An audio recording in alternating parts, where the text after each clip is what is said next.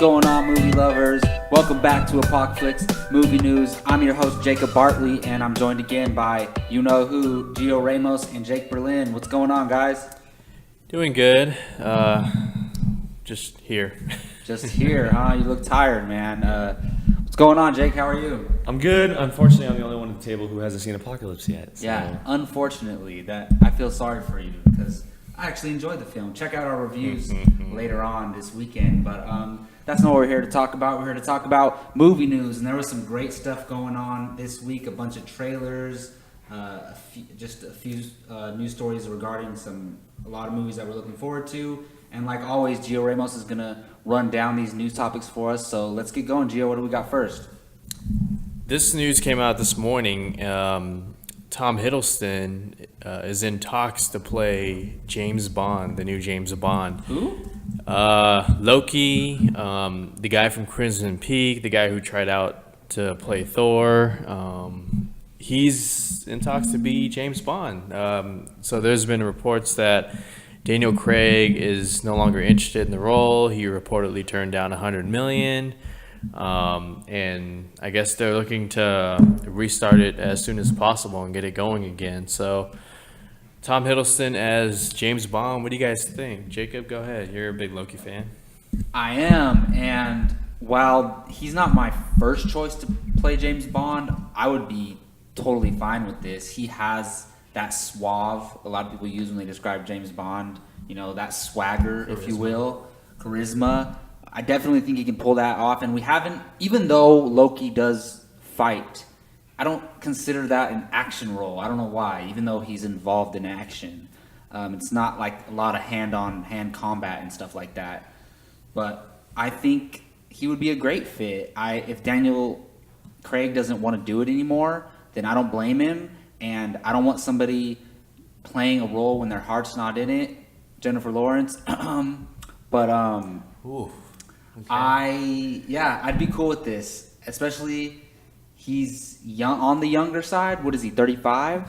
Mid-30s. Yeah, he's mid-30s. So that's a cool age with me. I don't want to see a 50-year-old James Bond, so I'm cool with that. Definitely, he's a great actor. So Yeah, he's actually the one that, I don't know, we talked about it a few weeks ago, but he's the one I've been wanting to play James Bond.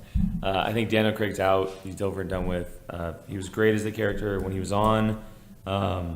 Fortunately, it kind of just spiraled out of control in the last few years with the whole comments about playing James Bond and Spectre and whatnot. But if he becomes James Bond, I'm totally down. And I'm still waiting to see High Rise, his latest movie, High Rise. And I guess it's a very different kind of Tom Hiddleston than we've seen before in that kind of movie. And I'm really interested in seeing The Night Manager. Apparently he plays some kind of spy in that show. That looks so interesting. People are saying that that's his precursor to playing James Bond. Like, that's his prereq. And so if this, in fact, does happen, I'm going to get right on The Night Manager right away because I know Sony's going to want to get Isn't it on Hulu? I think so, yeah. Yeah, man, Hulu has some interesting stuff. The James Franco one. And they have the Aaron Paul one. Exactly. I want to watch all of those shows. So, man. wow. If this in fact happens, they know that Sony's going to get right on this and try and make James or Bond 25 right away. And with him not in the Marvel Cinematic Universe as much lately, he now has a franchise that he can keep under his belt for 6-7 movies. I mean, he's the type of guy who would love to play this character for as long as they would give it to him. Which means we can see Tom Hiddleston as James Bond for a decade or 12 years or whatever it is, which is very exciting because we saw Pierce Brosnan for 6 years in like 3-4 movies or whatever. Yeah. Daniel Craig since 2006. So I guess he made a 10-year run, but they were all spaced out pretty far apart. No, Tom Hiddleston as James Bond sounds very cool. Sounds very different. I would love to see him in that kind of action stuff. And he has a different kind of swab to him that a lot of the past actors who have played James Bond don't have, which would be very cool. So, I'm all in.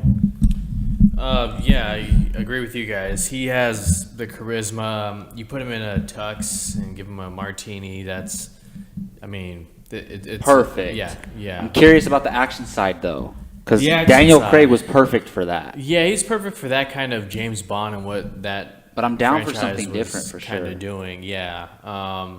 And this is not official. He's just in talks because I'm reading.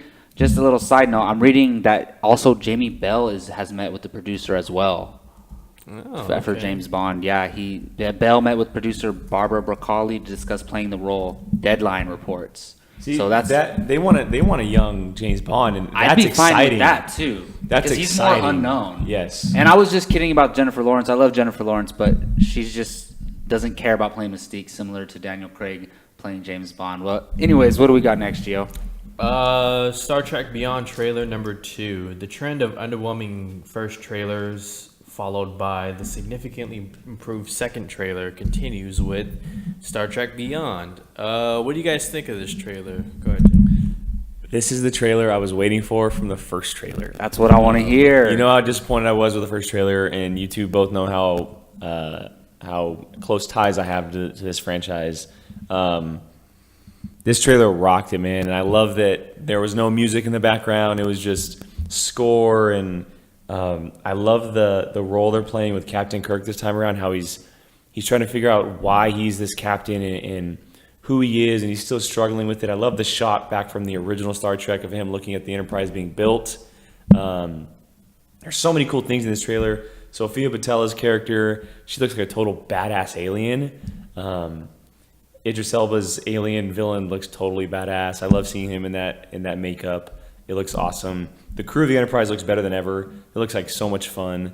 Yeah, I mean, there's so many good things, and I hope that it lives up to the trailer. I'm still a little bit nervous with Justin Lin behind the camera, just because the Fast and Furious movies aren't exactly Star Trek movies, and that's kind of what worries me a little bit. But I'm looking forward to the deep space adventure, looking at worlds and species that we haven't seen yet. They're getting closer to the original Star Treks now with these movies. They're not just staying on Earth. They're now venturing off into deep space like Star Trek is known for. And we saw that with the new posters that come out as well. They released a batch of posters, and they were like identical to the original movies. They were like covers, basically just with the new actors and everything, which is really cool. So yeah, the new trailer rocks. I'm very excited for Beyond now, and I'm crossing my fingers it lives up to my expectations. Well, first of all, I'm very glad to see you changed your mind and you're excited for this movie now and not really looking forward to it because before I was a little upset about that. But yeah, I liked the first trailer, and I saw the first trailer like right before I watched the two movies for the first time about 6 months ago, or I don't know when it was, earlier this year. And I love the first two movies. Specifically, the first one is amazing. The second one's really good. So I'm really looking forward to this, and while I would have loved to see J.J. Abrams come back and direct the third one, we all know he was busy. He couldn't have done it. But I'm fine with Justin Lin directing, especially with Simon Pegg having a huge part in writing the script. I don't know if Justin Lin wrote the script or not. If you watch the trailer, when the credits roll, it's Simon Pegg and someone else. Okay, he has a partner. Do you guys remember the writer from the first two movies was going to direct, and then they took him off of it? Robert Orci. Was he must have writing credits still on this movie. I think it's going to be an Edgar Wright situation. Yeah, where it's still elements of his script. I don't know if he'll get credited, but there will be parts. Well, anyways, Simon Pegg gives me hope. He's been a part of this franchise, this new rebooted franchise since the first one, and I have faith in him, and I'm cool with. I don't think Justin Lin has full control of this. The studio and Pegg and the producers are going to have a lot of say in what goes on, so that doesn't worry me as much. This trailer, like you said, it's exactly what we wanted to see. I think it's going to get fans of this new rebooted franchise really excited to see the film, and I am as well. The only thing that I'll add is Idris Elba looks pretty cool in that alien makeup costume. I'm looking forward. Oh, really? The guy was criticizing it at first. I love that it's actual makeup too. That's not like some CGI. kind of mocap or CGI. Yeah. Anything. CGI. Like, it looks real. You can see his mouth moving and everything. Yeah. And I love the scene where he says, "I'm gonna hunt your captain" or whatever, and then Zoe Saldana's character says, "He'll show no mercy." Like, it's a different kind of Captain Kirk. Like, that is awesome. I think after the events of Into Darkness, he's a little bit darker, awesome. no Yeah. pun intended. No, you know? I think that it's He's going to be a changed really after cool that, movie. It's going to be a man. really cool movie. Yeah. Yeah. Oh, and hold on, one Go thing. ahead. Because I have a theory. We talked about this. Oh yeah. And I think that, so we see the Enterprise go down, right, in the trailer. Yeah. And at the very last moment of the trailer, some ship shoots up from space, right? Or from the planet at the very end of the trailer. I think that ship is going to be someone's former captain, and I think that former captain will be William Shatner. You think so? Wow. Wow, I'll that say would be it. pretty I cool. think so right now. That's what I'll say. That would be pretty cool. All right. Well, we'll see. When does it come out? July 22nd. July 22nd, 2 days before my birthday. Okay. I'm excited. See, calling me the guru and shit. We have a second trailer for Deepwater Horizon. We don't really get to talk a lot about these films. Based on a true story of the 2010 oil spill in the Gulf of Mexico. Mark Wahlberg stars in this movie with Peter Berg directing. You have a great supporting cast: Kurt Russell, John Malkovich, Kate Hudson. So you guys saw the trailer. I want to get your thoughts on this movie. Look, I'm interested in it because it's a true story, and I think, you know, there's room in Hollywood for these stories about true events, and especially it's primed for a cinematic experience and it's the IMAX factor. But for some reason, I'm just not that interested in seeing this movie, and the trailers.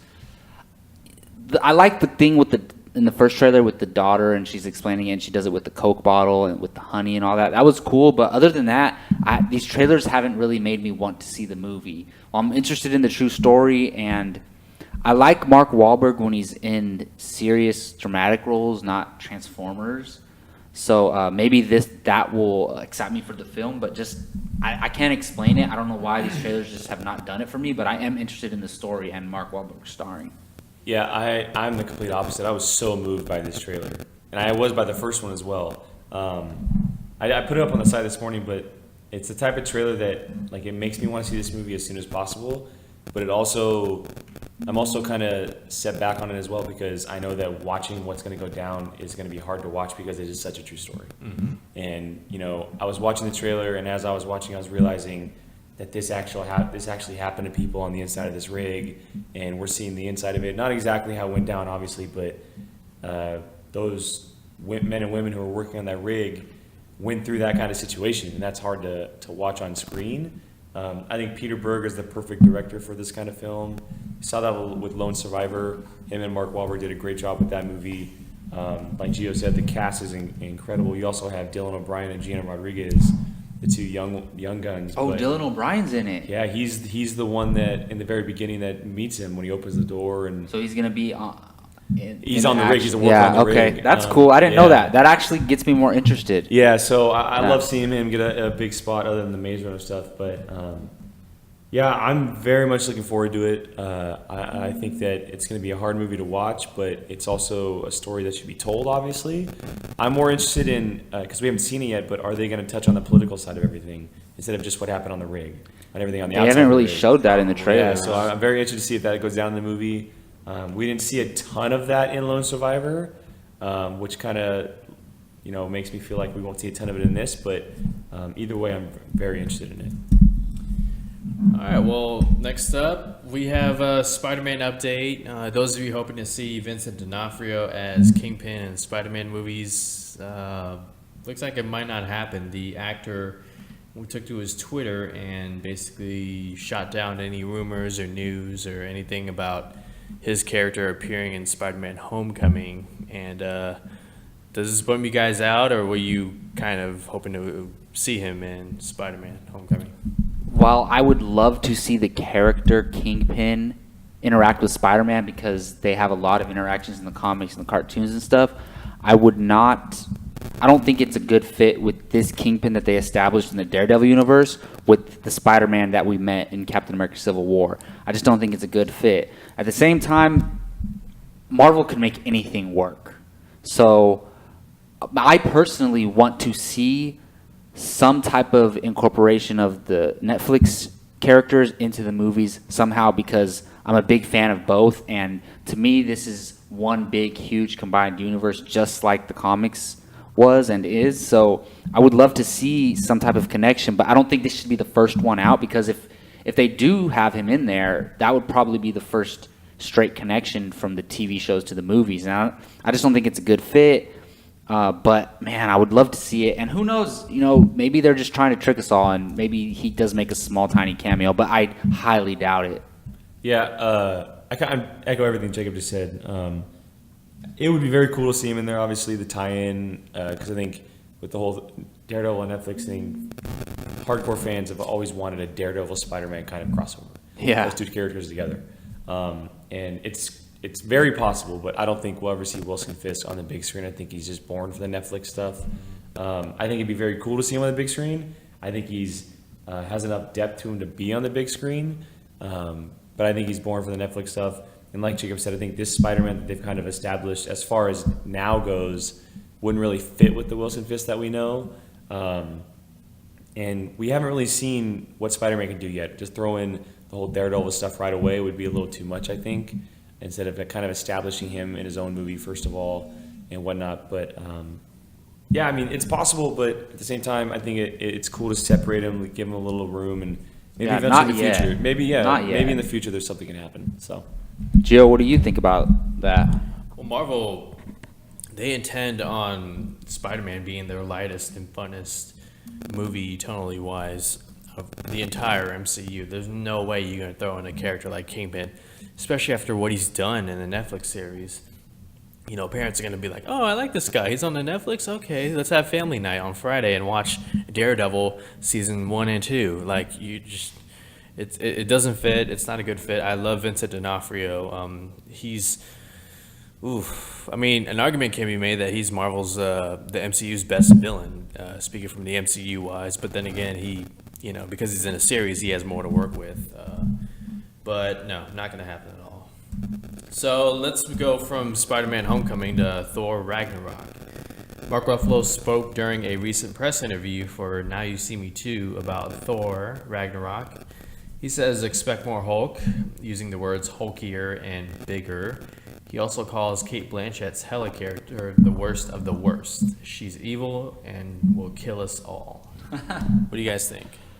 I mean, it sounds great. I think that we kind of all expected that we're going to see more Hulk. We've heard the whole buddy cop team up thing was going to happen with this movie with him and Thor. I think he deserves it too. Every time he's been on screen in the Avenger movies, people love him. I think Mark Ruffalo has brought something to the character that, nothing against either Eric Bana or Edward Norton, but I think Mark Ruffalo is the best Hulk so far, or Bruce Banner, I'll say. I think it's going to be very cool to see them team up. And as far as the Hela stuff goes, that's kind of what I want to see. I mean, I think that Thor's villains, although they haven't been the best, they're universal villains. Like, they're from outer space, they're different planets. Like, I want to see someone go crazy with these villains and give us something dark and brooding and whatnot. And almost like another Loki, just a little bit more worse. And from comic history, Hela and Loki have a past. And so that definitely brings a lot of good stuff into it. And I want to see someone face Thor, because Thor is arguably one of the most powerful beings in the whole MCU right now. And you need to give him some kind of hard test. And I think that Hela is going to be able to do that. And with Kate Blanchett in the role, that's just amazing. So I'm very excited to see her take on this role, and very excited to see more Hulk as well. Yeah, we don't get a lot of Hulk because he doesn't have his own standalone franchise going currently, and he was not in Civil War, and I'm glad he wasn't in Civil War, same as Thor. So this is the perfect buddy movie to put together with these two characters, because they were obviously absent in Civil War. So a lot of people are going to wonder where they were at, and obviously they get mentioned in the film, but they were off probably doing whatever's going on in Thor Ragnarok. So yeah, I love Mark Ruffalo as the Hulk, and I'm excited to see him back and see him highlighted in this film a lot more than in the past. And it'll be cool because in the Avengers films, you can only focus on him so much because there's 10 other characters you have to focus on. In this movie, he's going to be the third, maybe fourth, maybe even second lead in the movie. I think it's going to be Thor then Hulk. Yeah, so I'm really excited about that. Yeah, very exciting news. Maybe the Planet Hulk storyline for Thor? I think it's the one movie that all Marvel fans want to see is Planet Hulk, obviously. But we're not going to get the full thing, but we will see an adaptation type within the Thor Ragnarok storyline. Yeah, I'm cool with that. Yeah, as long as I see him whooping complete ass on a gladiator planet, I'm totally fine. I want to see him in the whole armor and everything too. Yeah, that would be this cool. Awesome. And I want to see Hulk talk. I think we'll see him talk. Yeah. I think so. All right, well, from Marvel to DC, we finally have an update on Shazam. Hiram Garcia, a producer at Dwayne Johnson's Seven Bucks Productions, gave an update. He basically speaks as a fan of the character and his conflicts and differences with Superman. Says the project is well into development and another draft of the script will be turned in soon. Says the movie will be grounded with real stakes, but will be fun, exploring a character like Shazam, who is essentially a boy with godlike powers, but also his kind of counter person, as in Black Adam, who lost his family, which presents an interesting dynamic. He also references the Marvel movies for tonal inspiration and promises they're not gonna F this one up. As someone who's been trying to get Black Panther movie going, they're going to knock it out of the park, and it'll be a blast and a dope ride. What do you guys think about the Shazam update and the Shazam movie? We haven't talked a lot about this. Even though there's an update, I don't think this movie's going to be made. It's still, 3 years away? And it was announced, 2 years ago? It just seems like such a long wait. And I know that Dwayne Johnson, he loves this character. He wants to be this character or whatever. But I'm calling for Dwayne Johnson as Namor. We talked about it. Bring him in the Marvel Cinematic Universe if this Black Adam or the Shazam movie is not going to be made. And, if it gets made, it's awesome. I think he's a cool character. I've read a little bit about him in the past. Shazam, that is. Black Adam is a cool little character as well. Can battle him, but you need to get someone who can battle Dwayne "The Rock" Johnson on screen, and there's not very many of those guys to play Shazam, that is. And there's a few of them out there, but yeah, I'm just kind of waiting for. I want to see filming, starting. I want to see more casting news come out, and then I'll be excited. But as of right now, it is what it is. Once it starts going, I'll get excited, but I don't think it's going to be made at this point. So, Yeah, I think it has a chance at being made, but I'm not sure. I don't know. Of course, The Rock is excited for it, so he's going to talk about it. But you never know with these studios. They're going to do what they have to do regarding their financial. That's all it comes down to is money. So if they feel like they can make a profit off this movie, then it'll get made. If not, then it won't. But with The Rock attached, pretty much the Rock in a movie just guarantees some box office success. So maybe they will get it made. I'm just curious because I remember a long time ago, maybe about a year ago, they came out and said that it might be separate from the DC universe, and that really confused me. And I don't think that's the case. I don't want it to be the case. If you're going to make Shazam, put him in the DC EU, as they call it. But yeah, I don't know. Until I hear something from the studio saying that this is for sure happening, I'm not going to get excited about it. But if it is going to happen and it does come to fruition and The Rock is in it, I'll be excited for it and I'll be seeing it opening night. So fingers crossed. I think it's going to happen. If you guys haven't seen Dwayne Johnson at the MTV Movie Awards this year, he made it pretty clear that this is going to happen. But did he say something at the MTV Movie Awards? He said quite a bit of stuff. Check it out if you guys haven't seen it.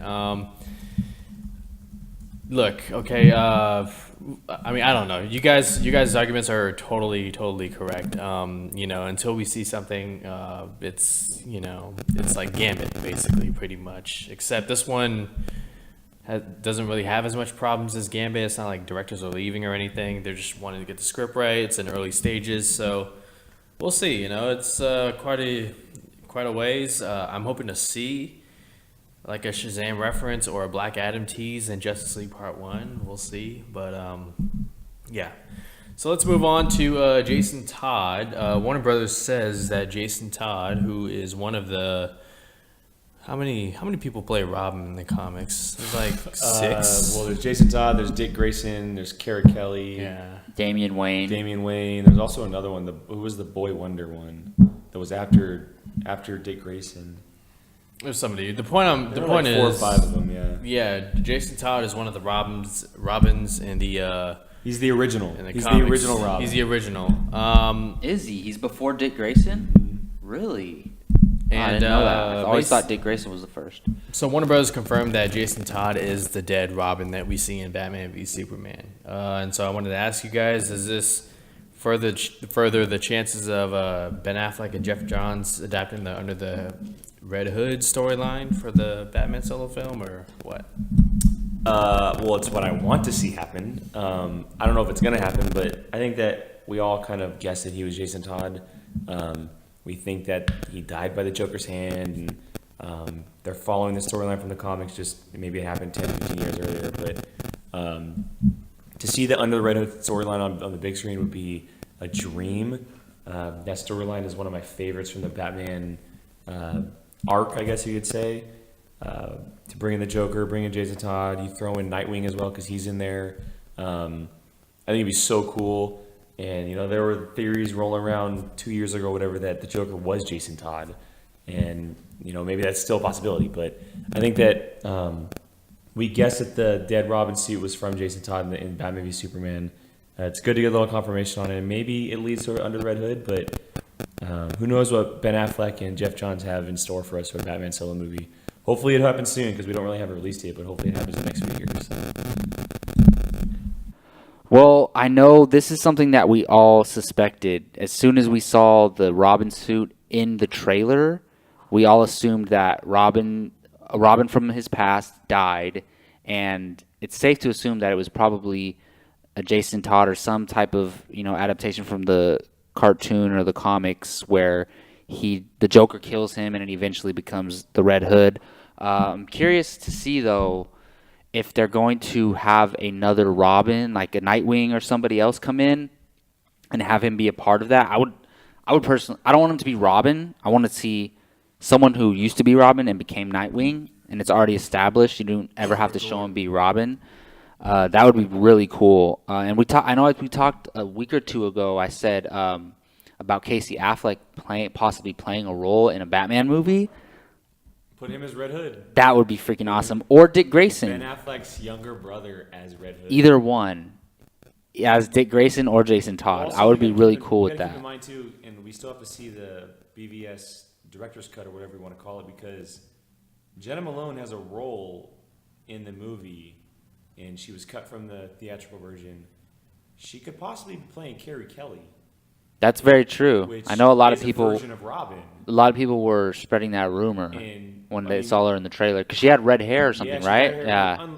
More than likely, it's probably not true, but say she is playing that character, that leaves the door open for the future Batman movies for sure. Yeah, definitely. We'll see how that goes. Yeah, I'd be cool with it for sure. Well, speaking of Carrie Kelly, real quick, I think we see her in the movie, in the dream sequence in the future. There's a character that someone who's seen Batman 9 times now. Spoilers, by the way. Jesus. I think Really? there's a moment where Batman is helping up a female who's undercover who's shooting like a badass, and I think that's her. I mean, Who knows? I'll show you guys. Like his undercover kind of double agent that he planted. Yeah. Because we know that she can do action. She was badass in Catching Fire. Oh As a yeah, character. definitely. And I'm down for it, but I mean, I'm with Jacob. Any kind of Robin at some point, because we've never seen it on screen other than what's his name's, and it was like really cheesy. Yeah, well, those movies were Batman horrible. whatever, so it was Yeah, like- so just doesn't count. All right, well, to end this, we're gonna no, we're not gonna end this because there's one thing that I forgot to talk about, and it's the biggest news of the week. Jacob's favorite thing. The Beauty and the Beast trailer. This was at the top, and I looked over it because this stupid Tom Hiddleston. What do you guys think, real quick, of the Beauty? Oh and the my Beast goodness. teaser trailer? We'll let you. How did we take the floor, forget dude. to Take talk the about floor. this? Take the floor, man. All right. How did I forget to talk about this? It's at the top of the notes, but man, so Beauty and the Beast is my favorite Disney classic film. It's Belle. Forgive me for being a guy and having a favorite princess, but Belle is my favorite princess. She's the most intelligent princess. She's very beautiful. I guess she gets with Beast, so she's a princess, right? But she's considered a Disney princess. Yeah, and when I heard that Emma Watson was cast as Belle, I love Emma Watson as well. So just that's the perfect casting for me because you want someone who can, be that innocent girl that that everyone's gonna love, who's likable, and that's what Belle is, the most likable Disney princess, I think. So I am really looking forward to this movie. And then I wake up one morning and this teaser trailer drops, and the one word I can use to describe it is just magical. As soon as you start it, just every frame is just so beautiful, and the house looks perfect, and just the music has the original score incorporated into it. And then this is a true teaser trailer. This is not like the Star Wars trailers were teasers, but they weren't really teasers. They were full-length trailers. This is a true teaser trailer. It's only a minute and a half long, and the voices for I forget the characters' names, but Ian McKellen and Ewan McGregor are voicing the clock and the candle. They sounded perfect, and you see her face slowly come up in the glass in the rose, and she just looks so gorgeous. I'm so looking forward to this movie. It's gonna be in my top 5 most anticipated for 2017. It's my favorite animated film of all time being adapted into live action, and I thought Disney did a wonderful job with Cinderella, and then they just did a fantastic job with Jungle Book. So knowing that they got the Disney Princess right, and they knocked another Disney adaptation out of the park, I'm so looking forward to this. And all the casting all around is phenomenal. Luke Evans as Gaston, Josh Gad as LeFou. I forget who plays her dad. I can't remember, but I've never seen Dan Stevens in anything, but I've heard he's pretty good in like The Guest. Oh, he's so good. So I think he'll do very well as Beast. I cannot wait for this movie. I'm gonna have to put my list together, but it's gonna be right at the top along with Star Wars Episode 8 and Justice League at my most anticipated for next year. So. Do you have anything more to add? No, he took it all. He touched on everything, and what I thought was very cool is I haven't seen Beauty and the Beast in a very, very long time, but I was watching this trailer and I'm just reminded of the movie. Yeah. And it was like image for image, like how they captured it with the music. Well, there's a video out there that has the animated side by side. Yeah.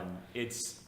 I mean, the one thing you get away from it, like Jacob, it's a true teaser, and I see all the fans across the internet like, give us more. Like we want. It's a teaser trailer. That's what you're supposed to do. Hey, it's perfect. I'm totally satisfied for now. So am I. Trust me, I want to see more, but I'm good for now. You have to remember, this movie is still 10 months away. Yeah. 10 months, and I walk away from this trailer, and I love seeing Emma Watson. That quick glimpse of her. I love hearing Ian McKellen and Ewan McGregor talk back and forth.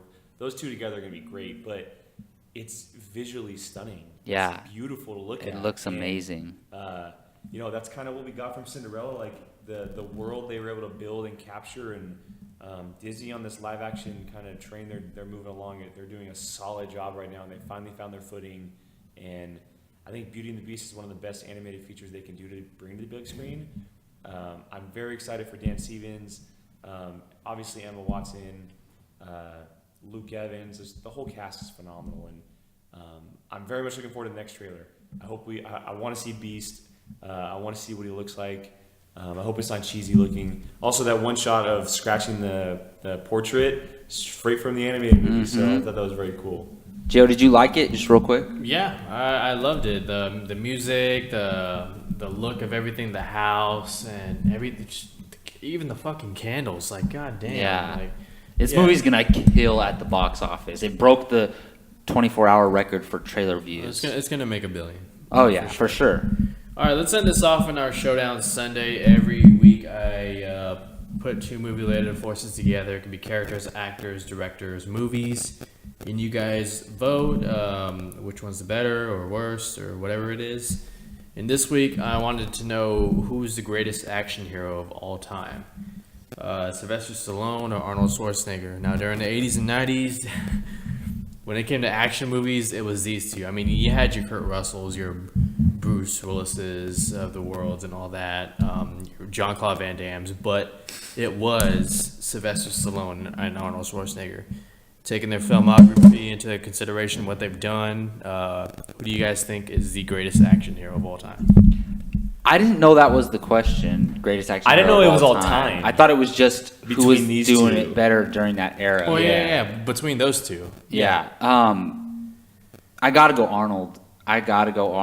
I love Sylvester Stallone. I love the Rocky movies, but I grew up watching a lot more Arnold films. I remember just as a kid, I can picture it in my mind, just watching all these Total Recall, Eraser, all of them, and Predator, just so many Arnold movies. And I feel like Arnold is more likable and has more like charm and charisma and is more just lighter. So to me, Arnold was more appealing to me, and I remember watching more of his movies, so I'm going Arnold. Yeah, this one was one of the tougher ones you've pulled out of your hat, Gio. And Yeah. At first I'm like, oh, I'm going Stallone for sure. Like Rocky, like, and I'm thinking, wait, Rocky and Rambo's all you got. What does Arnold have? And I forgot what Arnold did. And then I go down the list, and I'm thinking, Terminator, Conan the Barbarian, Predator, Commando, True Lies, Last Action Hero. Exactly. And There's then you so throw in many. Batman and Robin and Judge Dredd. It's like, come on, really? But I love Stallone. Rocky and First Blood are like Demolition. two of the best action movies of all time. Well, not Rocky. I mean, one of the greatest stories of all time. Yeah, definitely. And but Arnold's list is better. His is better. And I look over those movies. I had a really fun time watching The Last Action Hero for the first time when I was like 13 or 14 years old, watching someone jump into a movie theater. Predator, of course, Commando, Terminator. You can't go wrong. I mean, his list is better. His movies are better. Although I love, some Demolition Man and Cliffhanger, Arnold's list is better, so I'm going Rambo Arnold as well. too. Yeah. Forget Rambo. Yeah, I'm going Schwarzenegger. Just Wow, I did not Nice. expect us all to choose Arnold. It's yeah. crazy. I mean, his movies are just funner. Whereas you said it, Stallone, his movies are more violent and brutal. But Predator. Come on, man. Every time the handshake between Arnold and Carl Weathers, that's just legendary, epic. So Arnold. Yeah, that's it. All right, well, wrapping up Showdown Sunday wraps up Apocalypse movie news for the week. I want to thank Gio for gathering the movie news notes and joining us today. Let them know where they can find you online. You can find me on Twitter at GioRamos24 and apocalypsemovies.com. You can And find Jake me Berlin, sorry. Twitter, Instagram at Qui-Gon Jake, apocalypsemovies.com every day. Check out the Padawan podcast. Check out Make 'em Watch It. Everything we're doing here. And you can find me, Jacob Bartley, on Twitter at @JacobBartley_, on Instagram at @JacobRyanBartley, and on this Apocalypse Movies YouTube channel. Please subscribe, hit that like button, do all that good stuff. Comment, let us know what you thought of all these news stories that we talked about today, especially the Beauty and the Beast trailer. Let us know what you thought of that magnificent trailer. And until next time, you all take care.